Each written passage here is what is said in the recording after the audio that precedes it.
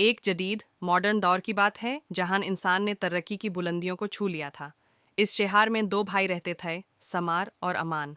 समार एक बहुत बड़ा टेक टाइकून था जिसने एक ऐसी डिजिटल दुनिया बासा रखी थी जहां हर काम रोबोट्स और एआई करते थे।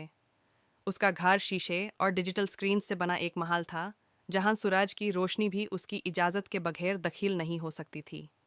समार का मानना था कि इंसानी हथौन की मेहनत अब गुजरे हुए कल की बात है और डिजिटल पावर ही असली ताकत है।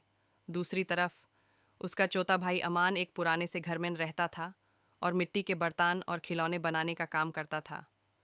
वो सारा दिन मिट्टी में हाथ गंदे करता और सुकून से अपनी ज़िंदगी गुजारता। समर अक्सर अमन का मजाक उड़ाता और कहता, अमान, तुम अभी भी पत्थर के ज़माने में जी रहे हो। देखो मेरी डिजिटल दुनिया को, यहाँ एक क्लिक पर सब कुछ हाजिर है। तुम्हारी इस मिट्टी की कोई औकत नहीं।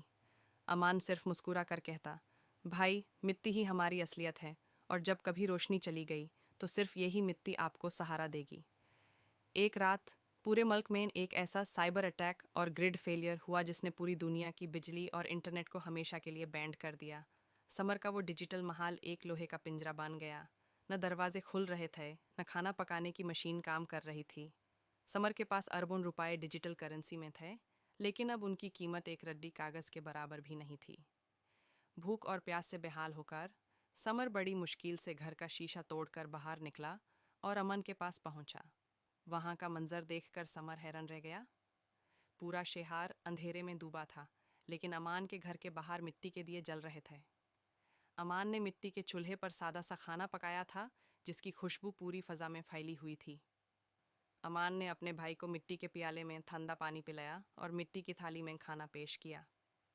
समर, जो कल तक मिट्टी से नफरत करता था, आज उसी मिट्टी की वजह से जिंदा था। समर की आंखों में आंसू आ गए।